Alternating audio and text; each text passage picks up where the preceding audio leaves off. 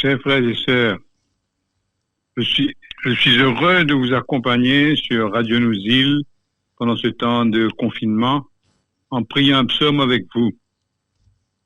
Aujourd'hui, rappelons-nous que le confinement coïncide avec le carême et que le carême est un temps privilégié pour les chrétiens pour reconnaître nos péchés et pour recevoir le pardon de Dieu. Comme nous ne pourrons pas aller nous confesser, faire ces Pâques, comme on dit, je vous invite à prier ce psaume 129, qui est une très belle prière de pénitence et de confiance en la miséricorde du Seigneur. Je vous lis le psaume. Des profondeurs, je crie vers toi, Seigneur. Seigneur, écoute mon appel. Que ton oreille se fasse attentive au cri de ma prière. Si tu retiens les fautes, Seigneur, Seigneur, qui subsistera? Mais près de toi se trouve le pardon pour que l'homme te craigne. J'espère le Seigneur de toute mon âme. Je l'espère et j'attends sa parole. Mon âme attend le Seigneur plus qu'un veilleur n'attend l'aurore. Plus qu'un veilleur ne guette l'aurore, attend le Seigneur Israël. Oui, près du Seigneur est l'amour. Près de lui abonde le rachat. C'est lui qui rachètera Israël de toutes ses fautes. Dans ce beau psaume, il vient sans doute d'une personne qui était en exil à Babylone, un juif qui était en exil à Babylone et qui souffrait beaucoup de cet éloignement du temple, de la ville de Jérusalem et de toute la vie qu'il avait connue avec le roi de Jérusalem, les prophètes, les prêtres. Il était là-bas seul dans un pays païen et il prend conscience aussi de son péché. Alors il dit, des profondeurs, je crie vers toi. Quelles sont ces profondeurs-là?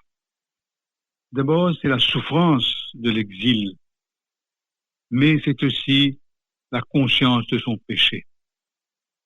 C'est un peu comme nous aujourd'hui.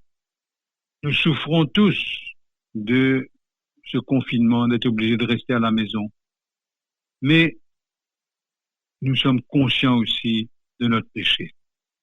Et alors, le psaume nous invite à adresser comme un cri au Seigneur. Il dit, Seigneur, écoute mon appel.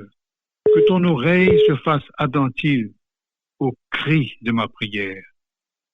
Ce cri-là, c'est pas un cri d'angoisse ou de découragement. C'est plutôt un cri d'espérance. Comme si la profondeur de notre misère, de notre péché, s'ouvre sur la profondeur de l'amour de Dieu. Comme si dans notre péché, nous sommes jamais seuls. Dieu est là avec sa miséricorde. Et c'est pourquoi il dit, ce cri est répété, il dit, sois attentif au cri de ma prière. L'espérance du psalmiste, celui qui écrit le psaume, son espérance, c'est que Dieu seul peut me tirer de là où je suis tombé. Dieu seul peut me rendre la joie d'être sauvé. Dieu seul peut me remettre debout, parce que ses oreilles sont attentives au cri de ma prière. Et puis, il fait une remarque au Seigneur. Il dit, Seigneur, si tu retiens les fautes, ça veut dire, si tu gardes tout écrit dans ton livre, comment le dire, il dit, Seigneur, mais qui va pouvoir subsister? Qui ça n'est pas capable de résister? Parce que nous tous nous finissons dans le péché. Nous tous nous perdons du point devant toi. Alors, s'il vous plaît, il dit, près de toi se trouve le pardon. Comment dire? ce raisonnement, c'est si tu retenir un bon péché, personne n'est capable de passer. Personne. Mais son espérance, c'est auprès de toi se trouve le pardon. Tu es l'amour qui pardonne. Tu es la miséricorde. Tu ne nous méprises pas. Tu viens nous chercher plutôt dans notre bas-fond. Un peu comme le papa du fils prodigue va à la rencontre de son fils. Et il dit, et près de toi se trouve le pardon pour que l'homme te craigne. Comment, quand bon Dieu nous pardonne, nous ne capable encore gagner la crainte devant lui. La crainte, là, c'est pas une frayeur, ça. Pour que l'homme te craigne, ça veut dire pour qu'il nous capable, tout en reconnaissant notre péché, reconnaître en tremblant cette immense miséricorde qui tombe sur nous. Nous avons, comment dire, une vénération, un respect pour sa grand pardon qui nous peut recevoir. Alors nous dit Ali, près de toi se trouve le pardon pour que l'homme te craigne. Ça veut dire qu'il t'admire, qu'il te rende grâce. Après ça, dans le psaume, il continue, il dit comme ça, mon âme attend le Seigneur, plus qu'un veilleur n'attend l'aurore. Attends le Seigneur Israël. J'espère le Seigneur de toute mon âme. Alors, cette comparaison avec un veilleur qui attend l'aurore, ça, c'est très parlant. Parce que le veilleur, c'était un travail dans l'époque avant le Christ. Il se déboute sur les remparts de la ville pour veiller, est-ce qu'il y a des attaquants qui vont venir. Et il attendait l'aurore, il attend que le soleil levé pour qu'il est capable de gagner relève, il est capable de le reposer. Alors, il dit, comme un veilleur attend l'aurore. L'aurore a toujours été pris comme comparaison pour indiquer le Seigneur ressuscité qui vient nous visiter tous les jours. Il y a dans la Bible un cantique qui dit « Soleil levant qui vient nous visiter ». Et l'aurore, peut-être comparé, c'est comme le sourire de Dieu qui vient nous réveiller, comme une maman qui vient réveiller son enfant avec le sourire. Le veilleur, il sait que l'aurore va venir. Il est sûr, ça. Tout le monde sait que l'aurore va venir. Et c'est pourquoi il attend. Il n'est pas juste espérer, peut-être qu'il va venir, moi, un petit espoir. Non, c'est pas un petit espoir. C'est l'espérance, qui a la certitude que Dieu vient, comme l'aurore vient, pour nous éclairer, pour nous remettre debout et nous redonner courage. C'est pourquoi il nous supplie de veiller, d'attendre cette miséricorde qui vient avec certitude, comme le soleil va certainement se lever après la nuit. Enfin, il dit, oui, près du Seigneur, c'est l'amour. Près de lui abonde le rachat, car c'est lui qui rachètera Israël de toutes ses fautes.